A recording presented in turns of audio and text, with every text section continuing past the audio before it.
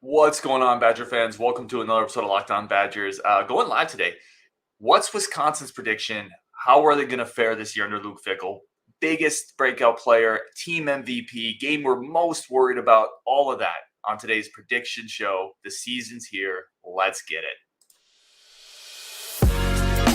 You are Locked On Badgers, your daily podcast on the Wisconsin Badgers. Part of the Locked On Podcast Network, your team every day. What's going on, Badger fans? Welcome to Locked On Badgers, your team every single day. I'm your host, Ryan Herrings. Today's episode brought to you by Gametime. Download the Gametime app, create an account, use code LOCKEDONCollege for $20 off your first purchase. All right, let's just get the boys in here. Justin, Rajiv. Prediction show, guys. You ready? Like, it's here. Like, this is game week. We have spent so much time talking about the season and what it's going to do, coming up for it, and now we're finally here. It's game week. We can actually talk about real stuff, what's going to happen this weekend, and then we get to actually react to it, and we get to talk more about it. It's fantastic. The time between football seasons is an excruciatingly long wait. The wait is over. The fall is here. You know, it's right around Labor Day. We get to go. So let's go, guys. Let's go. Yeah, I'm more than ready for this season to start, and definitely ready to get rolling on this and have something to truly talk about, see some results, see if what we think we know about the team is accurate, and kind of get rolling and seeing what this is all going to be under Luke Fickell. I think we all have high hopes. I think that he seems like a guy who's actually absolutely hit a home run so far with the way he's instituted everything. Now it's time to find out if it's actually his dream comes to fruition here. Well, let's kick it off. First category we have is game that we should win, but that worries you. Rajiv, I don't know if I'm wording that the best way, but yeah, I mean, it's like typically like a game that you look at the schedule and you look it down and you kind of see, all right, what game are you worried about? For me, it is the Purdue game. That is a game that really, really concerns me. Look, we're playing, it's a Friday night game on the road at night. We've talked about how difficult it's going to be for Ohio State to come into this, to come to our stadium and play at night. We got to go to Purdue. I know that Purdue is not really an upper echelon Big Ten team, but this program went through a lot of changes. New head coach, new quarterback, Hudson Card at quarterback. They haven't beat us in 15 years. They are itching to beat us. That's a game that I'm worried about because, frankly, I don't care any team you put in the Big Ten. You're going to their place at night on a Friday night when it's a nationally televised game. I think that's the game that scares me the most. There's a lot of potentials there, but that's the one that really turns. It gives me a lot of anxiety. I'm going to drive Ryan nuts with my 45-minute answer here because this is a really interesting question, to be quite honest, because when you look at the Wisconsin 2-deep and how many new guys are in that are transfers that came into most of these guys don't have the vitriol towards a couple of these teams. We definitely, last year's team, the guys that lost to Illinois and lost to Minnesota, they want that game. Both those games, and I would normally say that we would not lose those games based off of that, but most of these guys in the 2-deep weren't here for those games, and they didn't go through it, so it's maybe not something that's going to drive them as much. I actually agree with Rajiv on this one that I think it is Purdue, because when I look at that game, it's a game we should win, but I think Hudson Carr is actually one of the few quarterbacks that I look at that I think that it's not cut and dry that we have the quarterback advantage, and I think Ryan Walters is actually a really good defensive coach, and I think he's a guy that can cause us some problems. I mean, y'all know where I'm going. Washington State. Like the Purdue thing just doesn't worry me. In alien space, listen, he nailed it. It's not the last 20 years, but they also haven't beaten us in 20 years. And Ryan Walters may be a really good defensive coordinator. He's also an incredibly young head coach, taking over a program that's difficult. That's fair. I'm not saying he won't be. He could be the dude, but give me Washington State. It's a road game in week 2. And listen, no matter what you think of Washington State, it is a Power 5 program for one more year. It is a Power 5 program, but it's a road game. Road games are tough in college football. And if you're going somewhere, they're going to be jacked up. I'm not going to revisit the Cam Ward versus Tanner Mordecai take. But Cam Ward's a real quarterback. You're going to be playing on the road early in the season with a lot of changes. That game scares me. Tanner Mordecai's Heisman coming out party against WSU. 5 touchdowns. A lot of people in the comments agree. So we got, Badger says Purdue, Badger Ron says Washington State, Adam Herman, Washington State. Kyle Bauman says Illinois because it's only because it's at Illinois. That's a really good point. I think we should kind of hit on this real quick. We won't take them lightly, like though. Brett That's the thing. Bielema. That's why I feel good about that one. I mean, I feel good about it, but you know that Leonard and Bielema are going to be ready to go, and that is something that it's in that tough stretch, right? That Iowa, Illinois, Ohio State stretch, which is sort of like the gauntlet of our season. And that Illinois game really, I mean, you're talking about after a rivalry game and before the game of the year. It's kind of a trap in there, and I think that's a really good point. Is Leonard going to be drawing up the RPO defense? Because I feel pretty good about our chances now. Leonard is going to know our personnel better than anybody, though. Like DK, Lewis, Braelon, offensive linemen. Like, there is going to be a little bit of an advantage there defensively for Illinois. Yeah. Even though our scheme is different, a lot of our players are still the same, right? So that's tricky. And Rajiv, I think you hit on a great point that we probably haven't talked about enough, is that's coming sandwiched between Iowa and before Ohio State. Like, imagine Iowa being a really tough, bloody game, right? Like, Iowa mucks it up. And then you have Ohio State on the horizon. You could easily look over Illinois. Like, that's a great point. Yeah. There's one thing I will say about that. There's a lot of weapons that Leonard has no affiliation with that are coming into this year's team. Bryson Green, CJ Williams, Pauling are all guys that he has no insight on whatsoever, and are all guys that actually we look at and say these are the guys that are going to be problems for most of the other teams. Same with Mordecai and DK. Justin, don't you dare leave DK. No, but he knows him. That I left him out because he's a guy that he's watched practice day in and day out for several years. Whereas these other guys are all guys that he's never had been around and seen on a day-to-day basis.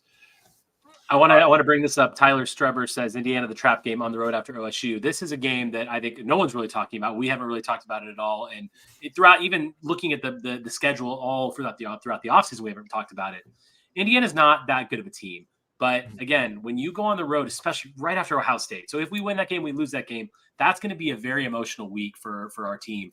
To go to Indiana, look, it's not a difficult place to play, but we have gone there and struggled before. And that is not going to be easy. So that's a good point. Indiana game.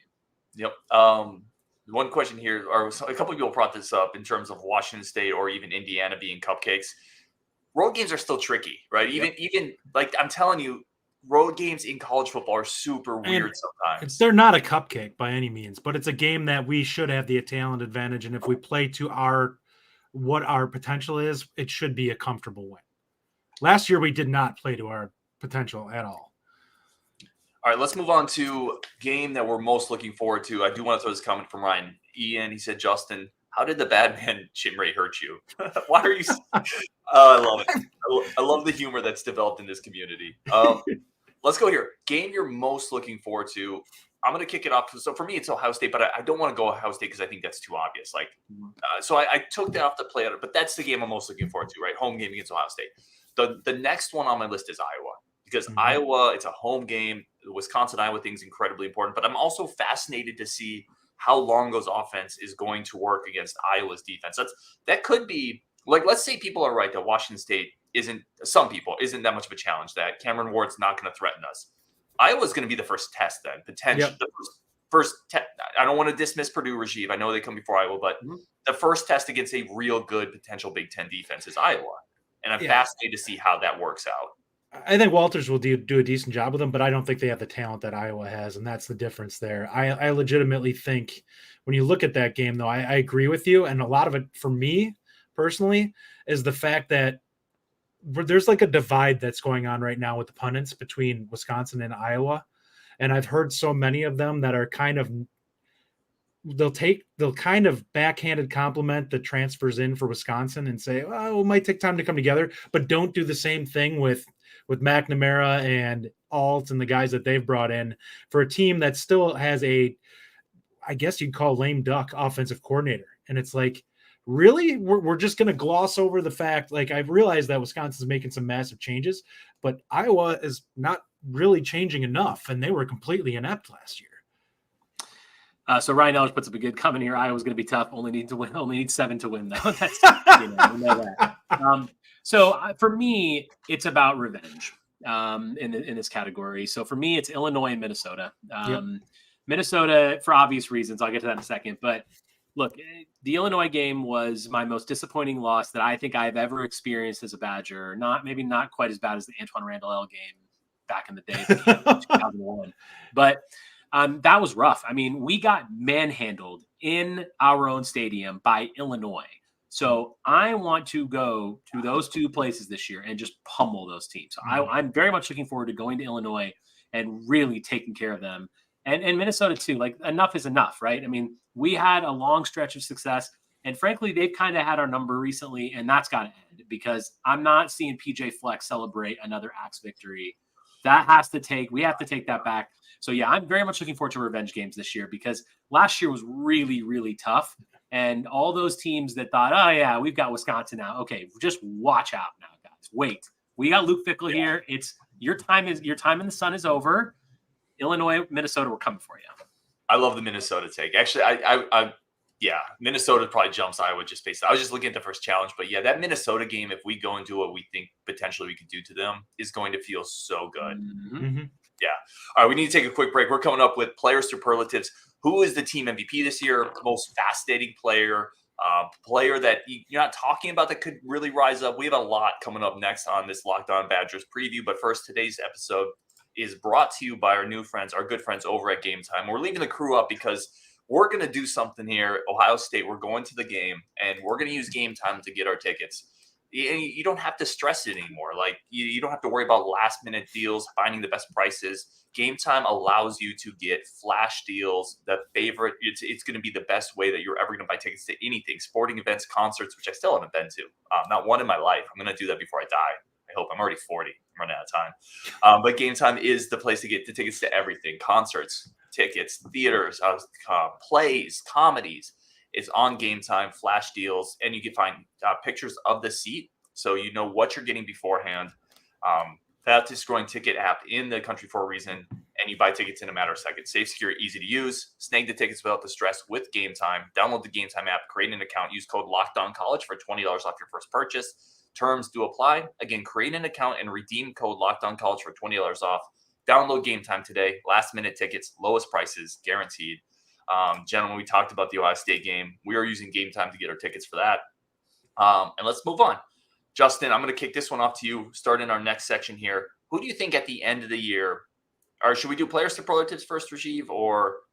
Let's do the other one. Let's do kind of what worries you. Okay. So Justin, I'm going to kick this to you. What worries you most right now with this team? I think going into this season, that really is it not what we're hoping it's going to be. And I think that that's the biggest one for me. Like, if we all have this positive feel that we think Mordecai is going to be really good this year on this team, and if he's just not, then we're in trouble. Like, this is an offense that needs to have competent quarterback play for them to be a good team. Like, otherwise we start to regress back to where we were last year. And I don't think that's going to happen, but it is the biggest fear for me, that if something's not working in the passing game, and it's not as if we don't turn into North Carolina, this year where we're just, throwing it for a ton of yards and running it for a ton of yards at the same time. What does that do to us? Because I'm not quite sure what to expect from the defense in this case. I think there's going to be more boom bust than what we saw under Leonard. So it's a little scary for me that if the offense isn't something that we can rely on, that we may have games that we have a play here or there on defense that end up costing us. Yeah, I think that's a very good point. Will the whole thing kind of work and gel? I have two things. One is turnovers. I just feel like, look, I know we only saw a very short stint at the spring game, but I think that turnovers in general just worry me because we're going to be throwing the ball a lot more than we ever have.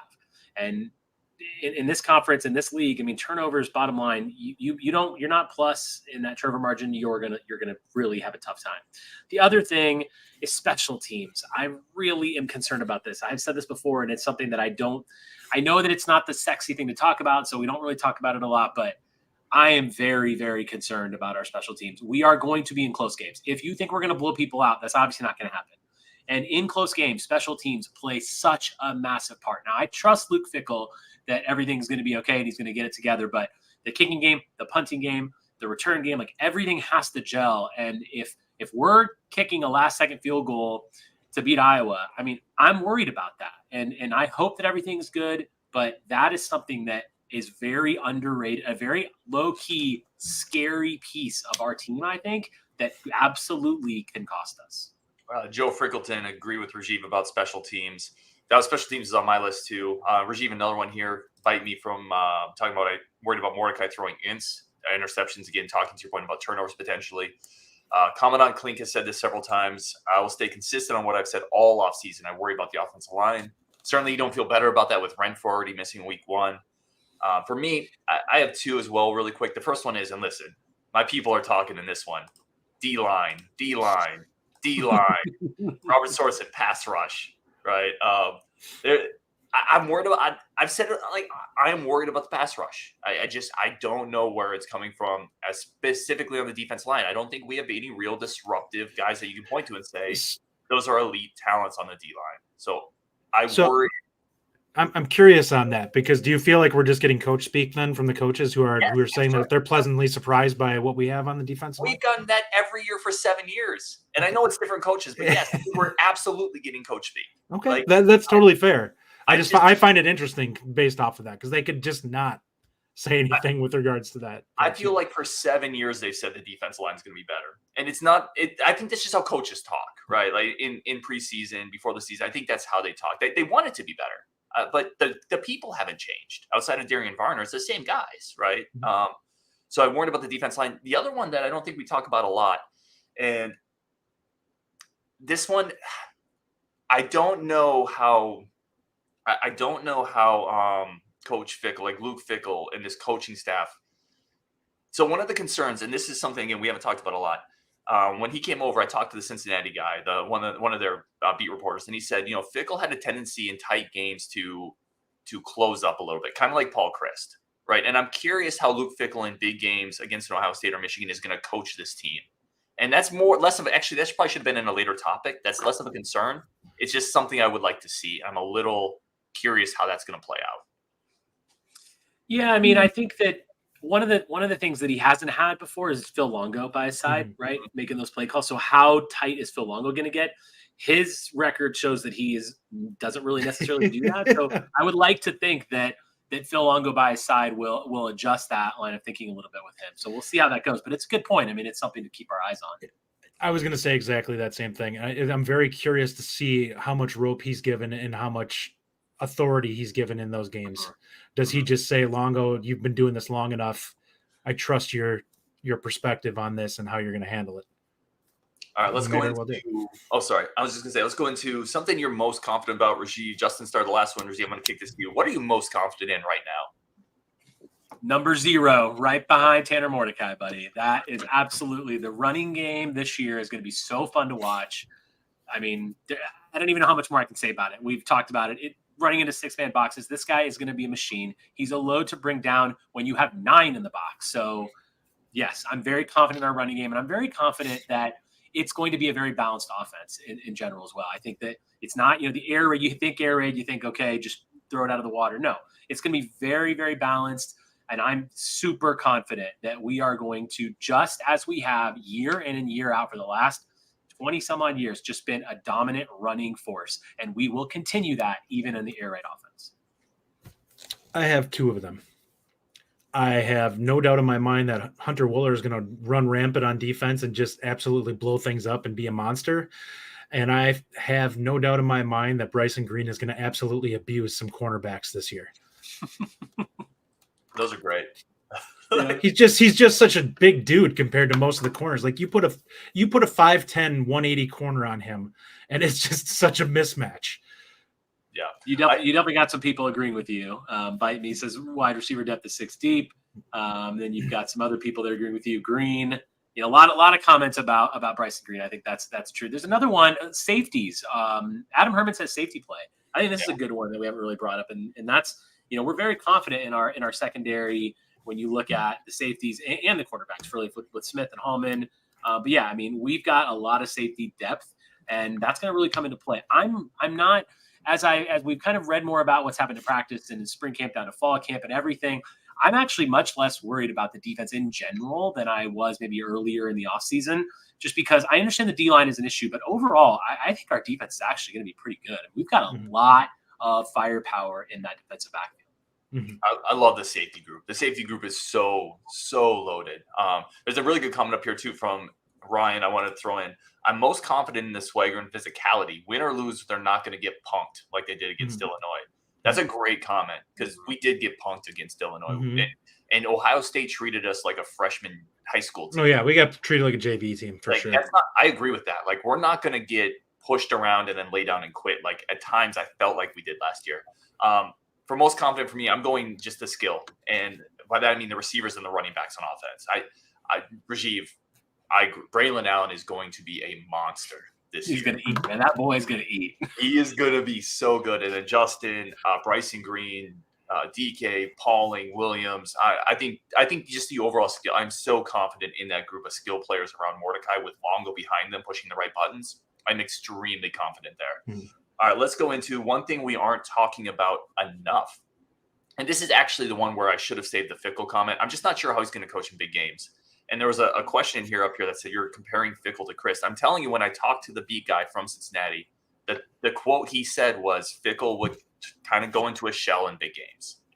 And a lot of coaches do that. They get conservative and they just don't want to. They want to play a game of attrition and wait for the other team to be the one to make the mistake. The problem with that, though, I don't think that you can do that against Ohio State. I agree with that completely. And you have to attack them.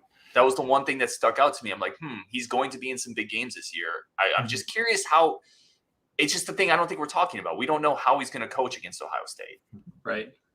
I think one of the things we're not talking about, and we talked a little bit about it, but, you know, we know as Wisconsin's defense, what we have watched, we've struggled with teams like what our offense is going to be, right? With the air raid, with the spread type stuff. There's a lot of teams that we're going to play on the schedule. They know how to defend what we're going to do. And it's not going to be as easy as we think. And it's not to say that we even think it's going to be easy, but I am a little bit, it's something that I just feel like a lot of these other teams might be looking at our offense thinking, yeah, okay, like Wisconsin's not going to do what Wisconsin does. And while we are seeing a completely 180-degree turn, these other teams are going to be like, yeah, but we're okay defending that. That's actually what more college football teams are doing, is playing this style of offense. Maybe not quite like what Longo does, but I think that in general, we're not just going to, I said on an earlier show, I think that I know Justin is really high on the points per game that we're going to have, and I'm a little bit lower on that because I just don't know how we're not just going to be throwing it all over these teams and blowing up. I think we're going to do very well. I think we're going to win a lot of games, but I think we might be underselling a little bit about how good the defense is or how prepared those defenses are going to be to face our offense. I don't know that they will be. There are some teams we've seen kind of Ohio State, how teams seem to struggle with them when they play. Now, I'm not saying we're going to do that because we're not. We don't have Ohio State's talent. Right. But there's a lot of pro style in the West Division just kind of banging its head against each other for the longest time. Now, there's been some inept, spread teams that we've seen. Nebraska has been a prime example of a team that just constantly shoots itself in the foot. Purdue's probably the best example of a team in the West that tends to run that. And I think a lot of teams struggled to actually deal with them. The biggest problem for them was defense. They really haven't had a competent defense that could consistently get 3 and outs. And Wisconsin would just kneel on them because of that, because we would just sit there and be like, all right, we're going to get a 3 and out on your offense, and then we're just going to sit here and hold on to the ball for 7 minutes. I very much hope you're right, Justin. I hope that it's going to be very difficult for defenses to play against us. And obviously I want that, but I just feel like it's when I think about this season, I'm envisioning just like this offensive supremacy, right? Like Russell Wilson style. And I don't know that that's really what we're going to see. We're going to see it a lot better, way better, but it's not going to be that easy. It's not going to be perfect off the jump either. That's the thing. Right. Like there's absolutely going to be growing pains, and there's real defenses in the Big Ten. As much as we kind of dismiss some of it, like Illinois is a real defense. Purdue has a defensive line. Iowa's a real defense. I know they're going to struggle more probably in our style. It's still a real defense. Like there's going to be a game or two where weather's probably not perfect, or what if Mordecai gets banged up, right? Like to your point, Justin, our Rajiv, I do think it's not going to work quite as well as our best optimistic picture. And let me say this. I don't think that we're going to have juggernaut stats for this offense. I think in a good year with the type of talent that we want to have on the field, I think that this is an offense that we can get to 40 points per game. I don't think we have a chance at that this year. Unless we somehow drop a couple 70 bombs in the non-con, I don't think that that's happening. I think that we're looking at probably mid 30s, probably low to mid 30s, which is a step up from what we previously had. And honestly, if you look at it just simply from the standpoint that the offense is going to be more likely more aggressive and run more plays, it kind of correlates out a little bit that we should just be more efficient to some extent compared to what we've been in terms of point scoring, just because they're going to have more opportunities. Let's answer this quick question, then go to a break. A comment on Klink. What do you guys think the run pass percentage is going to be?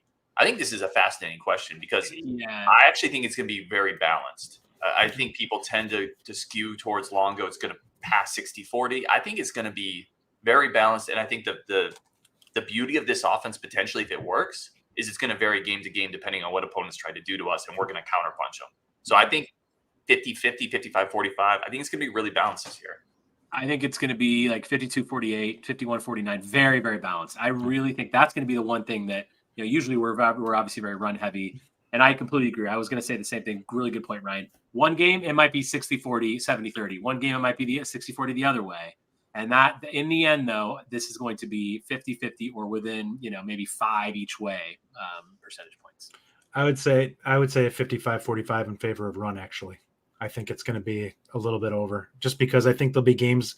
We're going to have games where we kneel on the other team in the second half where we're up, and we will run the ball a little bit more. But I do think we're going to have a similar mindset to what Ohio State has, which is we're going to come out and our goal is going to be to get ahead and then coast a little bit towards the end, where you try to do a little bit more of like you're up and just run clock a little bit more with the run game in the second half when you're up. But I think we're going to attack a lot more in the beginning of games than we previously have. Griffish says, yep, agreed. It'll be balanced at the end of the year.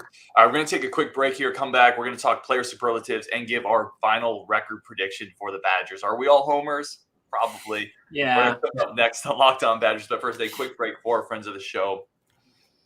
And a quick second to say thank you to everybody who's tuning in, everybody in the chat, everybody who's commenting we don't get to. Thank you so much for helping build this community. And it really is what it is. It's Locked On is kind of like this own little club that we have together, right? And there's no gophers allowed. It's just us, and it's a ton of fun. So humbly and truthfully, thank you so much for helping us build this. All right, let's get into player superlatives. You guys ready? Finish this thing off. And a bunch of comments. This show is going to go a little longer, and I'm okay with that. So we are going to take some time at the end. Rasheed, Justin, pull some comments up. All right, let's go player superlatives. We'll go around the horn. I'll start with this one. Season MVP. For me, it's Braelon Allen. We talked about all the reasons. I think if he stays healthy, he's going to get like 1,700 yards on efficiency. I think he's a monster. I think the system's going to work great for him. I'm going Braelon Allen, team MVP by the end of the year. I'm 100% in agreement with you. I think it's Braelon Allen. I thought about taking Mordecai in this one, or potentially even my guy Muma on the other side of the ball. But look, I think that we're still going to be a very run-heavy team. And yeah, I agree. If he's healthy, he's our MVP. For me, it's if we want to accomplish what we want to accomplish, it needs to be Tanner Mordecai. So if we want to have a season where we go out and take down Ohio State, we need him to be a stud. And if that's the case, it's just the nature of the beast is he's going to end up being the guy that everyone looks at. I feel like that's fair. That's fair. Yeah. Connor says DK. Commandant says Allen healthy. He's not joking, Justin. I just feel like I'm being trolled with that one. Badger says MVP Allen. Guys, who's your defensive MVP? Rajiv will kick it to you. Muma Jongmeta, man. The guy's going to be a monster, owning the middle of the field. I really think he's going to have a breakout year. I've said that I think I know he's not Leo Chanel, but I think he is in that Sanborn type of a quality I think he's going to be an NFL player. I think he's going to be a stud in the NFL, like many of our linebackers. But yeah, Muma's my defensive MVP. A lot of other potential options in the secondary too, but I'm taking Muma. Yeah, I'm taking Hunter. And I think it's just because what he's going to be tasked with and the flexibility he's going to be given is going to let him do some things where he's going to be able to put up some big numbers. And that's with him kind of overhanging in the RPO slots. He's going to be a guy who's just going to cause so much havoc with defense or with offenses trying to figure out how to move the ball against us, given everyone's kind of moved more to a spread RPO attack. Yeah, same. Give me Hunter for all the reasons Justin just said, but for also this reason, guys, really quickly, not to spend a ton of time on it. Who was the last star we had in our secondary? I mean, the last real star. Right? Right. It's been. I think Wooler has the potential, and we've had some really good safeties. We've had some really good players, but have we had any real stars? Like, no disrespect to a Nick Nelson, who was a 4th round pick, and Ike Iguanu, a Natrell Jamerson, who was an NFL guy, Desmond Southward. Not even so. We got Sojourn Shelton in the chat. Like, Sojourn to me, he wasn't a star. He's a really good player. I think Hunter has a chance to be a star. And I said that he could, when I compared him when we decided what we were going to use him as in the dime here as the dollar position. I said the type of player that he's going to be is Jabril Peppers from Michigan. They're different athletically, but that's the type of use that Wisconsin's going to try and use from him, is to basically let him be out there and just kind of do his thing and use his instincts. I think he's a stud. Bite Me says Fletcher. I mean, Fletcher might be the last real star. I don't know. Anyway, my bigger point is I think he can be a transcendent player at a spot we haven't had a lot of transcendent players at recently. All right, let's go to Quiet Star. Justin, I'm going to get still by Quiet Star, somebody we're not talking about that is maybe underrated. By the end of the year, you're going to be like, oh, yeah, we should have been higher on him. You know what? I'm going to go to the defensive line just to clap back at Ryan a little bit. Thompson. Okay. I think that he's gonna round the corner. They're gonna let him be a little bit more aggressive and shoot gaps a little bit more, and I think that he'll have a nice season. I don't think we may not look at him as like a all Big Ten type of guy, but if he ends up with 4.5, 5 sacks, I think we look at it and go, that's a really good year for him. I have 2, and one of them is what Zach Barnes just put up here, Jake Chaney. I think, you can kind of see like he's going to get a lot of reps, although he's technically not, in that starting lineup. Pretty much is. He's going to get a lot out there. I think he's got a motor on him, and he's going to be really good. We don't talk about him a lot because Turner and Muma get a lot more of the, that hype. But Chaney's going to have a great year. The other one is actually a group, and I'm gonna group it all together, and I'm going to say the O-line. Last year, the O-line, definitely struggled, and Wisconsin's O-line in general has been obviously the strength of our program for many, many years. And last year just wasn't there, and I really feel like they are in essence quiet stars. That's what they do. We're not going to hear about them a lot, and that means that they are truly going to be the stars. I expect a huge leap up because look, all these guys have been here a while now. There's a lot of depth. There's a lot of experience. I think the O-line is going to truly be one of the stars of this offense. And like Justin said in an earlier comment, if we are going to be where we want to be, and if we're going to have the success that we want, this group needs to be top notch, and I'm expecting them to be. Yeah, that's a great one. My quiet. So Chaney was one of mine. Just for I think he's so. I think he's gonna be so good. I thought that he would. I actually have expectations of him being really good. So for me, he wasn't a guy that I viewed necessarily as quiet. But I get it. Like we have 3 dudes that are all starter caliber there. So he's probably the guy that is viewed as 3rd most often. But I think they're kind of interchangeable. Yeah, I think he gets underlooked a little bit, and some of that comes from recruiting pedigree. Still, like players kind of always fall under that. Well, he was not a highly ranked, and it takes a lot to break out of that at the college level. I had his dad on the show. Like, I'm telling you, if he's cut from that same cloth, I think he's gonna be stud.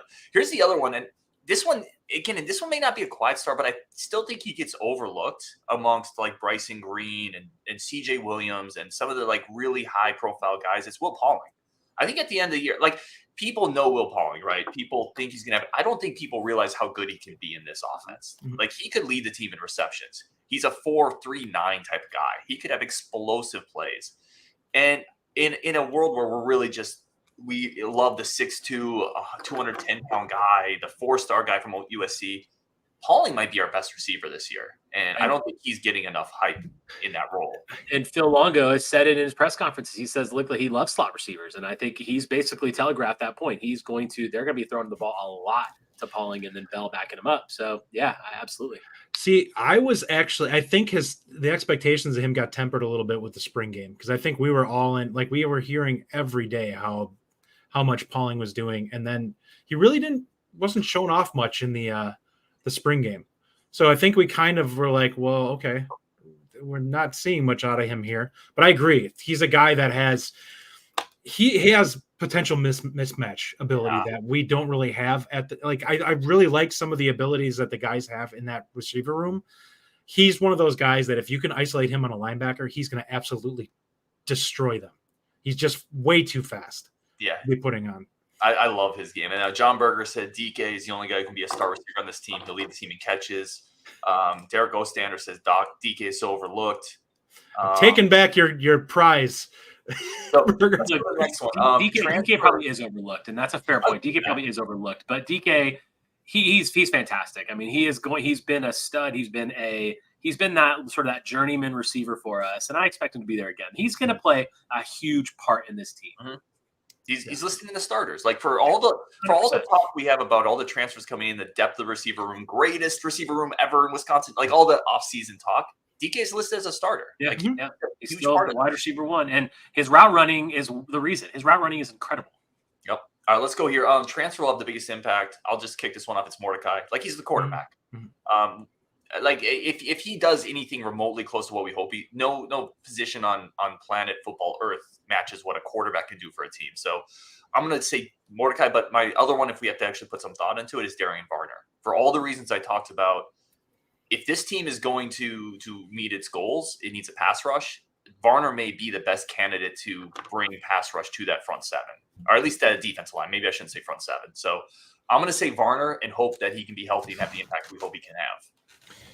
Yeah, I think the easy one's Mordecai. For me, in terms of there's two, and I think we just spoke about one in Pauling, but I also think Bryson Green is the other one. I just think that he gives you that outlet on third down where even if he's covered, you can throw a ball to him and he will just abuse somebody and be like, it doesn't matter if you're on me.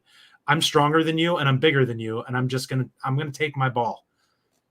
And that we have not had since, Cephas kind of had some of it, but everyone knew that he was getting the ball. You could double up on him, and I don't think that you can do that this year with this offense.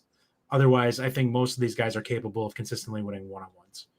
Yeah, I'm going Bryson Green as well. I wanted to say Will Pauling as well because I think he's going to get probably more receptions, but Bryson Green looks like a different kind of guy. He's on a different level physically, the way he catches, the way he moves, like just the sheer size that this guy has and his ability to high point catches.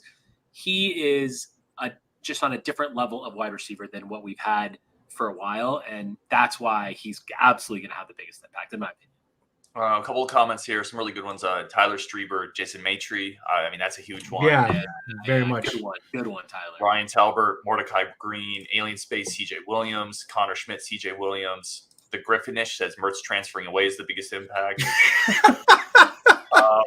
That's great. That's an underrated comment. And I hope Mertz crushes it. I've said that before, but that's an underrated comment. Yeah. Biden says Pauling reminds me of Donald Driver. Couple more here. CJ Williams from Zach Bartz. So Connor Schmidt, not a player, but Brady Collins might be one of the biggest ads we had. Yeah, the Squad Fest. All right, Rashid, let's kick this to you. For whatever reason it is, most fascinating player this year. Most fascinating player, man. This was a hard one, actually. I thought about this for a little bit, but for me, it's Bryson Green because I know I've used him already, but Bryson Green just looks like he kind of looks like an alien out there. The way he high points things, he looks like an NFL receiver right now in college football. And that to me is fascinating, what he's going to be able to do and how he can really change the game. And like we've said before, like we're spreading it out. You can't be double teamed. He's going to really have a lot of one-on-one situations that, I'm all about Bryson Green being this, just a guy that we haven't seen for a while, and therefore is my most fascinating player. I did kind of cheat. I used him from two categories, but he just is. Yeah, I'm going to double up again here. Tucker Ashcraft. Ooh, can a freshman player have a good impact at that tight end position and be something that we Wisconsin? I love Ferguson and I love a lot of the tight ends that we've had. I think Ashcraft is a step up from a speed standpoint potentially, and a guy that can stretch the seam a little bit more. And that's where I think there's an opportunity for him to be something a little different than we've seen in a bit. The other one would be DK. I know you guys listen to me bash on him, and I've been very critical of him. And it's not because I don't think he has talent. It's because I need to see him go out there and be a difference maker against the teams that matter. I can't have you getting 170 against Northwestern. I need you to go out and drop 100 on Ohio State. When we need plays made, I need you to be the guy that goes out there and makes a big play on a third down on maybe a ridiculously difficult catch for you to make, but it potentially wins the game for us. And that's what I need to see out of him. A couple of people said Ashcraft in the chat as well. By the way, there was a certain podcast, I don't want to drop names, with Rajiv was on that one where he talked about players from this freshman class that may play early. Tucker Ashcraft was one of the 3 or 4 mentioned. I'm just saying. So here's me and by the way, a couple of really good comments in here. Ryan Eiler says Ashcraft. Adam Herman, your boy, Rajiv said Skylar Bell. Definitely most Bell, man. Yep. I want to go here. To me, it's fascinating. When I'm thinking most fascinating, it's like, who am I most excited to watch this year for whatever reason? And it's the quarterback, right? Like it's been so hard to get. We've seen so many great running backs. Am I fascinated to watch Braelon Allen run in this offense? Absolutely, because I think he's going to do incredible things that most human beings can't do. But I've seen a lot of running backs do that in Madison, right? I've seen a lot of defensive linemen like Varner come in and maybe be able to rush a pass, right? Even Hunter Wohler, like I've seen great defensive players be havoc creators in Madison. I haven't seen a really great quarterback season since Russell Wilson. And I am fascinated. I'm like fascinated to watch him run this offense in Madison with these weapons. So for me, I'm double dipping as well, but it's Mordecai. I'm just fascinated by what this could look like. I mean, really, Phil Longo should be in this discussion. He's really, truly the most fascinating person in this entire program right now because of what he's going to be doing to the offense. Think of how weird it will be to watch a season if the offense is actually clicking and go into a game with the expectation that a quarterback have 2 to 3 touchdown passes. Yeah. Yeah. Evan Gabriel with a good one here. Nathaniel Vakos. Like that mustache is fire. Yeah, I mean, let's hope he's successful, man. I mean, we need it. Or Atticus Bertrams, right? Yeah. Like, right. I hope that he hits like an Aussie kicker that I would expect to be. These are guys' names that we hope we don't really hear a lot of this year, and so because that means they're being successful. All right, let's get into our season previews here. Yes. Our record predictions. And let me see if I can pull up. Let's start here while I pull up kind of our predicted finish. I want to start with just Wisconsin's record because it's going to take me a second to find the Excel sheet that I have our predictions on. So, Justin, let's start with you. What is Wisconsin's record at the end of the year? I'm going to say it's probably going to be 10-2. I think that I'd love to see us pull off the upset against Ohio State. I think that one's probably the easy one to say. But I do think that there's going to be a game that catches us at some point. Even if we're really clicking, there's going to be one where we just come out a little flat and we're going to get caught off guard. There's too many good defenses that if we don't have our offense firing, that we can easily lose a game. So we got some people agreeing with you. We got Alien Space at 11-1. Patrick Minihan says 9-3. I put money on it.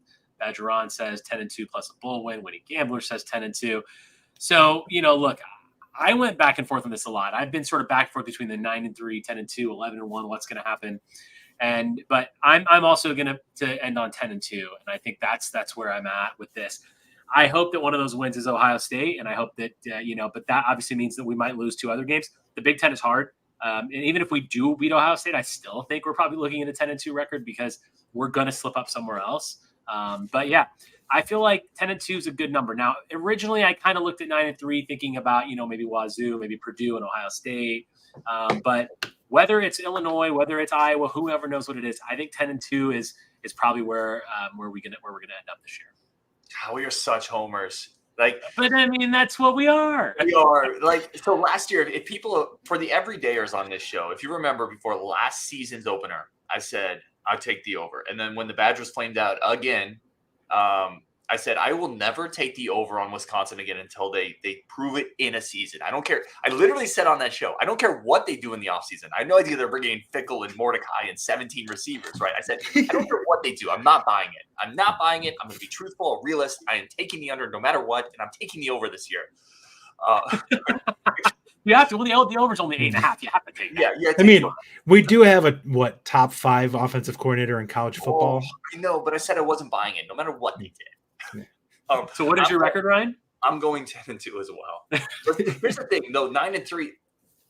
You can go 9-3 this year. I want to be just and still feel good about it, right? Because you could drop a weird game. I think Ohio State. I think you lose Ohio State. I mean, really quickly. I think you're losing Ohio State, and then you're dropping one of Illinois, Washington State, or Illinois, Washington State, or Iowa, and then you're maybe dropping 2 of those, and that's still not a terrible year. That's a good year still, just to be clear on this. So I'm going 10-2. I could see 9-3. I think anything below 9-3, I'd be disappointed. I think that the line is very thin, right? The difference between a 12-0 season, 11-1 season, and a 7-6 season, or whatever, 6-6 or 7, it is razor thin. And that's where we talk about turnovers and special teams, the two things that I was most concerned about, because there are going to be a lot of close games. And so the season will really hinge on these critical plays and what happens with them. But 10-2 is very possible. But listen, so is 8-4, right? I mean, there's a lot of you can very easily see both, and I think that's fascinating within itself. So is 11-1.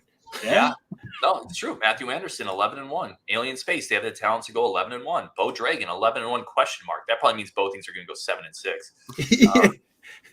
Every game's a lot. You got it reversed. It's 1-11. Well, this is football, though. Bo is traditionally a little more optimistic on the football side. Let's go here. Let's kind of quickly run through our Big Ten East projection. So what we did is we all submitted our rankings and we averaged them out. The Big Ten East, we're not going to spend a ton of time on. So we had collectively, between the three of us, when you average them out, we have Michigan winning the Big Ten East, Ohio State number 2, Penn State number 3, Maryland number 4, Michigan State 5, Indiana, Rutgers. Gentlemen, I think the intrigue here is obviously in the top 3. I actually had Ohio State winning it. Both of you had Michigan winning it. We all 3 had Penn State finishing 3rd. Justin, I'll kind of kick it to you. Thought process there. What's most intriguing with that group? I think Michigan, like the issue that I have when I look at Ohio State and Michigan, I think the differentiator is you have an experienced quarterback at Michigan. And I feel like that is a big deal in a game like that. When you have somebody who's done it and beaten up on a team like that, like it's losing to Michigan, and it's not really close games when they're playing them. And that's going to start to mess with them a little bit, and they might get tight. And you have a young quarterback who is playing in a game that's the most hyped game of the season for them. And you have a guy that's done it before. I just don't believe in Penn State. I know everyone's pumping them up. I think there's a lot of talent on that team, but I just think that from a scheme standpoint and offensively, I'm just not that impressed with them. Like, they've had really one good year offensively where you looked at them and like they were a juggernaut, and they haven't been able to repeat it. And I think that that's the difference between those 3 teams, is I think that Michigan and Ohio State can be dominant on offense, and I don't think that Penn State can do it against a really good team. Yeah, I mean, I think the reason Michigan's number 1 for me is J.J. McCarthy. I mean, I think it's just all quarterback, like Justin said. I think that's really the issue. And, and listen, Ohio State's going to reload. We've talked about that before. They have 5 stars in the room. They're going to have McCord or whatever these guys are. They're going to be really good. But Michigan is the class right now. Now, that being said, sorry, my baby's in the background if you hear. That being said, one of the things that really worries me about Michigan winning this conference, winning this division, is if they beat Ohio State again, which obviously if that prediction holds true, they're going to have to beat Ohio State. I worry about Ryan Day leaving. I don't want Ryan Day going anywhere anytime soon. I don't know if he does. Like, I realize that from a fan standpoint that they have to look at it and freak out. But if you go 11-1 and end up going into the playoff again, can you really fire a coach that's consistently getting in the? I get that, but if you're consistently getting an opportunity to win the title, I think you have to look at it with some level of, realism and say, all right, if we end up winning the national title but lose to Michigan, who cares? We're still the national champs. They don't get to say they're the national champs. I mean, listen, if they win the national title, sure. But I think they're capable of that. Like, that's their ceiling. But they haven't been doing that, and they've been losing to Michigan. That's the difference, right? Yeah. Absolutely, if he loses to Michigan. But I think we'd all agree last year Ohio State should have won it. But I'm saying, but they did it. Like, that's all that matters, right? That's fair. I'm just saying, if they lose again to Michigan State, and caveat they don't win the title, the natives are already restless in Columbus, right? So I have Ohio State ahead of Michigan. Listen, the game is in Ann Arbor this year, right? That's hard. However, there's weird offseason drama with Harbaugh. It feels funky. Like, am I suspended? Am I not? The offensive coordinator's going to miss a game. I'm telling you, distractions are never good, whether it's a little thing or not. And then the other part of this is Ryan Day's coaching for his job. This is exactly what you talked about. Like, we talked about the pressure on Greg Gard this offseason. You better freaking do something. And he went out and got AJ Storr, right? He landed Daniel Freitag. I'm just saying there's going to be a level of pressure and do or die on Ohio State that Michigan, it's just human nature. They're not going to feel it because they beat Ohio State twice in a row. I think it's really hard for Ohio State, who was the top dog for 11 years in that rivalry, to lose 3 in a row. I don't see it. I think they win this year. I think the pressure's on them. I think that's and with, as far as Penn State, I'm a little higher on them than you, Justin. But we talked about that before. Either way, I think they're the third horse in that 3-horse race. Should we go to the West, guys? And then we'll wrap up. We have a bunch of comments. I'd love to get to a bunch of these today. I know we're going a little long. I didn't clear going long with Rajiv or Justin, so if you guys got a bounce, let me know. Let's go. I have no life. Yeah, my life is sleeping away. My kids and my wife are asleep, so I'm good. All right, so what we did with the West is we got 10 different submissions. So I asked for people on Discord, on Twitter, submit your Big Ten West predictions, and then we averaged them out. Obviously, all three of us did it. So we're going to start at the bottom because I think the bottom two, Northwestern got every last place vote. They finished 7th in this with an average of 7. Purdue finished 6th. Minnesota finished 5th. And then Nebraska finished 4th. Let's start with that tier. So Nebraska, Minnesota, Purdue, Northwestern, 4th, 5th, 6th, 7th. Rajiv, why don't we start with you on that group? Right. So I actually had a little bit different. I had Nebraska, Purdue, Minnesota, Northwestern, because I think Purdue is a little bit better than Minnesota because Minnesota is just Minnesota. But Northwestern's easily at the bottom. That's not really much of a discussion point. I think the question for Nebraska is what will Matt Rule bring to them and how soon will he kind of turn them around? I don't really believe that he will. But I think that given the lack of a lot of great teams in the West, I think that, Nebraska finishing there is okay. But I think Purdue's definitely going to frighten some people. And Hudson Card is a very, very good, talented guy that's going to make some moves. So Purdue might even finish 4th potentially. But yeah, that's kind of where I had it. So I went overkill on this, and Ryan can attest to this. I actually went through the schedule and figured this out. I had Purdue at 4 and 5. I had Nebraska at 3 and 6, Minnesota at 2 and 7, and then Northwestern bringing up the rear at 0. So I do not believe in Minnesota this year, and I will definitely attest to that. I think Nebraska gets a couple of nice wins. I actually think they're going to win Thursday, and I think that game may be simply Rule deciding that he's going to run Jeff Sims into the ground and basically run the triple option for that game. And be like, all right, well, we got our 6'4" thoroughbred that we're going to run around the corner and just run through people. But I think that they're going to do some things that this year that they're a little bit more impressive. Purdue, I actually think I agree with Rajiv. I think that there's some talent there. There's some interesting things that they're capable of. They could definitely upset somebody that we're not expecting. And I think that they're pretty close to the top group. They're the closest team in my eyes. If you're watching on YouTube, you're going to see me throw some numbers up there. That 4.5, 4.85, that's the average of the 10 people who've ranked them. So, for example, Nebraska, 4.5, that's kind of where on average they fit in. Yeah, nothing else to add on Northwestern. That team may not beat Howard. That's a disaster. I think Purdue might take a bit. Who knows with a really young coach. And I'm just not sure the overall talent there. Minnesota, I'm not buying them, but they've been consistent. Like, say what you will about Fleck. He's never put in a bad year there. Like, they have a consistent team. They have skilled players. And listen, I'm not really buying Kalimakis. Oh, geez. I'm not buying AK. Thank you so much. But there is an upside element there that if he does hit, maybe there's something. Nebraska's a schedule thing, right? They have a really easy schedule this year. And Big Ten West crossovers matter. They only have one tough one, like Wisconsin, like Iowa. Meanwhile, Minnesota's got 2. They got Michigan and Ohio State. Like, that matters in scheduling. Mm-hmm. So that's a tough one for them. All right, let's go to number 3 here, guys. The number 3 school on our countdown, everyone can probably guess this, is Illinois. Illinois finished with an average ranking of 3.3 on our countdown. Guys, Illinois thoughts? That's exactly where I had them. I actually have them at 6 and 3 in conference. I think they're going to have a pretty good year again. I just don't think that they have the top-end talent and a quarterback that you can look at that can be a difference maker for them. But I think the defense is legit again. I think that they're going to be a problem. That's not going to be a gimme by any means for Wisconsin. Yeah, agree. Nothing really more to add. They don't have the talent to really be up the top 2 lines. Yep. Another school with an easy schedule, though, right? Mm-hmm. Illinois gets one tough crossover. They get Wisconsin, in at Champaign. So another one with an easy schedule. I just think there's probably people have gone a little overboard, right, with the Brett Bielema. He has one kind of turnaround year at Illinois in a really bad Big Ten West, like with an impotent Iowa team, a bad Wisconsin team, and people are like instantly, oh yeah, he knows how to win titles. I'm like, well, let's just wait a second here. I think people have jumped the gun a little bit with what he's doing and building at Illinois. I don't think they're quite at that top line. And then this is the interesting one, guys. So I find this fascinating. We have a tie among the 10 people that submitted. We got to find out the turncoats. That's what we need.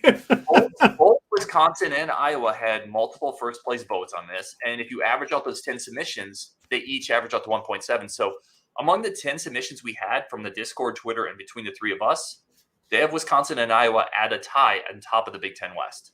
I would like to point out that I think the three of us all picked Wisconsin to win the West.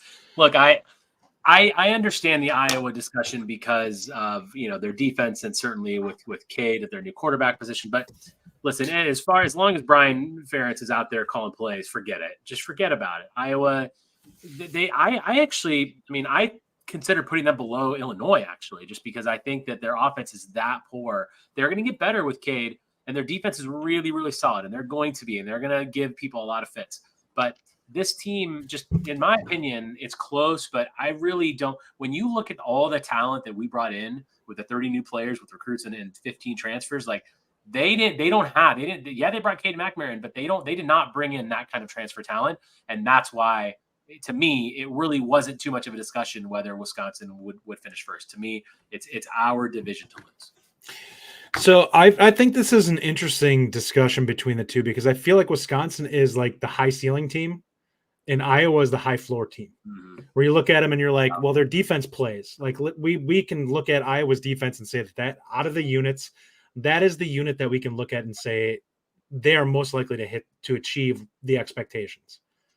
And then you look at Wisconsin, and I think that the defense, people feel really good about it, but we don't quite know what it is. It's a little more boom bust than what we've had in the past coming into a season.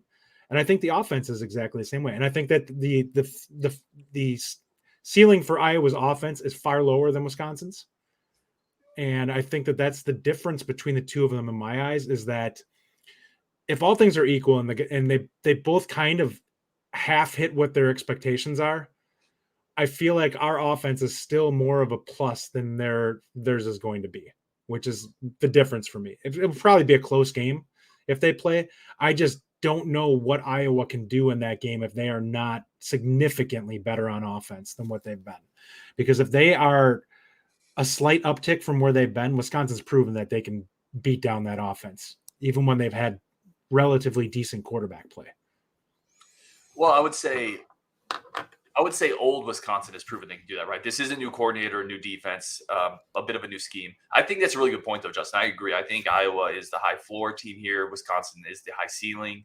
I would say this: if you're going to bet on one thing in the Big Ten West now, it's probably Iowa's defense, right? That's the most stable thing that you would look at and say, I know for sure that unit's going to show up. They have to reload, but at some point you give the benefit of the doubt with Parker and what they've done there. But what about Wisconsin's defense? We've also been equally successful. I mean, I think that's also it's a different defense. Is my point. Like, yeah, the ideology around the defense is a little bit. There is good talent. I will agree with that for sure. But if you're looking from the outside in, you're saying that's not the same defense, right? It's a different coordinator, different scheme, different players. I'm just saying, like, Iowa's the one consistent thing you would point to say, I'm sure they're going to be fine. And I think it's going to be a tough game. Like, Iowa's always a tough game. I get it. I still think the offense there, while it's going to be better, I firmly believe it's going to be better because the bar is so low. And McNamara is a real quarterback. It's still not going to be good enough, in my opinion, to go to Madison, by the way, going to Madison to win that game. So I think Wisconsin wins that game. It's a huge one. I think they win the West, but I absolutely buy the people who think Iowa is the safer choice. See, and I agree with you, Rajiv, on this, actually going into that game. I actually think the way this defense is going to play against Iowa is actually a plus in this situation, because I do think that aggressiveness is going to be something that is a problem for Iowa, because I don't think that they're really an offense that has any bread and butter plays. And I just don't believe in the running game. And if you have a quarterback that you're leaning on that is more of a game manager, not a guy that can really make things happen, you're kind of stuck. Like, what are you going to do if you can't consistently run the football? And it sounds like everything we're hearing kind of coming out of Iowa's camp is the offensive line is better, but it's not, it's more of it's solid than it's good offensive line.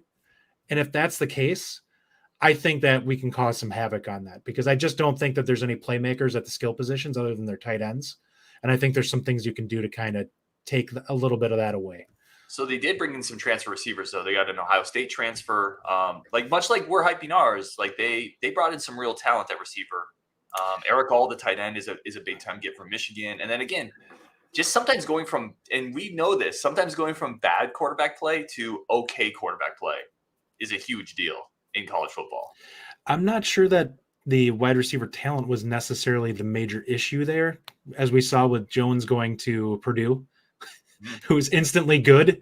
And I think that kind of tells you that a lot of it is scheme. And I think that it's the same. It's similar to the Wisconsin thing. Like it's a broken scheme. If they had a new offensive coordinator, this would be a different discussion, but they don't. It would be very much so. Very much so. I don't think that his offense really takes advantage of whatever skill they have. It's possible. All right, guys. I think maybe we'll wrap there. But we're already at an hour, and we didn't get to all the comments. And that was with a half-hour other show. I think we do need to have one more thing. We need to have one more quick discussion, which is who's going to win the conference. That needs to be going around the here. I got two more for you, really quick. Two more good ones to end on. And Rajiv, I'm going to ask you to find like 3 great comments too that we can throw up here. Yeah. So here's the first one. We're going to end on Rajiv. That's a great point. We do need to talk about who's going to win the conference. Here's the next one, guys. Buffalo game. The line is 27.5. Wisconsin or Buffalo 27.5. Who are you taking? I'm gonna go first. I'm gonna take. I don't. That's a really big spread. Okay, I think we're absolutely gonna win this game, and we're gonna win by a hefty amount. But 28 is a really big number. I'm gonna actually take the under there, or I'm gonna take Buffalo, I suppose, with the spread, because this is game 1, guys. Game 1 is not gonna just be like roll it off and just kill it. So I hope it is. I hope we absolutely kill him by 50. But I think that line is a little bit hefty. I'm gonna take the points. I am also going to take the points.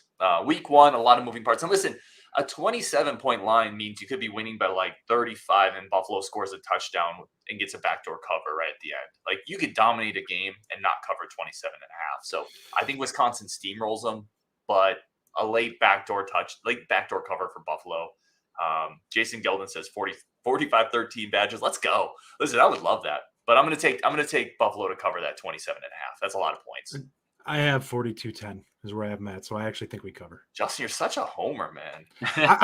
I think the running game is going to feast, and I think a lot of that has to do with the fact that if they actually spread it out, and if we're able to pass, I think they're going to be able to do whatever we want on offense. Because I think the wide receivers that we're going to be putting out on the field are all going to be better than the guy that's across from them, and it's going to be basically pick your poison. So at that point, if you're moving guys out of the box, there's nobody on that team that can deal with Braelon Allen one-on-one.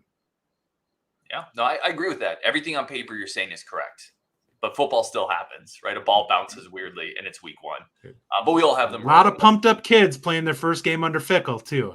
Oh, I agree. All right, let's go. David Valesky says we ain't even going to punt against Buffalo. Yeah, Ryan. You're breaking Kool-Aid so hard. I love it. This is full off-season hype mode. I absolutely love it. And no doubt we played a part in this, Rajiv and Justin. Mm-hmm. We had a whole Believe with Rajiv segment. This is probably a great time to play it. It should be right now. All right, who's winning the conference? I'll just start with this one. I have Ohio State. Because I have Ohio State beating Michigan. And on a neutral field, Ohio State, Michigan, or Penn State are all more talented than Wisconsin. So I think whoever comes out of the East on a neutral field is going to be favored against Wisconsin. I think Wisconsin gets there, which in Fickell's first year, that's a great season. And I think they're competitive, and that's a great thing. It's a great first step. I still have whoever comes out of the East winning the title. For me, I have Ohio State coming out of the East, so I have Ohio State. If it's a repeat game against Ohio State, I don't think we win it. Because I just think that at that point, the talent, we've kind of seen how those games play. The talent separates at that point, and it's just more like they just get better normally against the team. I think I like our chances best against Michigan. I think we probably fit personnel-wise best against them because I don't think that they're a team that can go out there and just kind of light it up through the air like Ohio State is capable of doing. So I think that we can hang around with them a little bit more and make it interesting. I like our chances better, but I'd probably still pick Michigan in that game.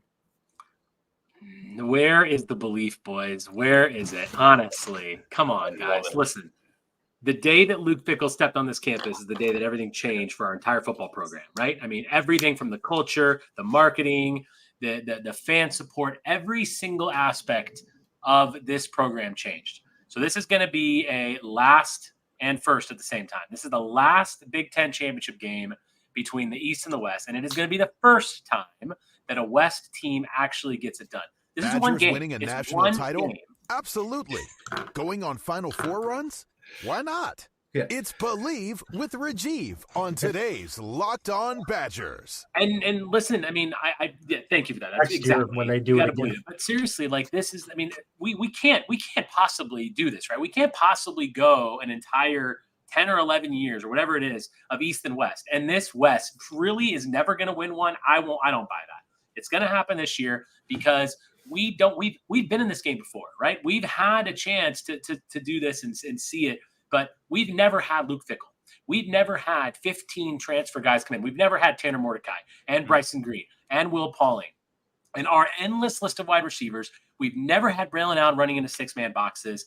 We've never seen it. So therefore, everything we've never seen before. Well, we've never seen a West team win it. Well, this is the year. You're hearing it here first. Wisconsin, our Badgers, right here, will win the Big Ten championship. You heard it here. Let's go. And yes, David, I see your I'm comment. there for it, man.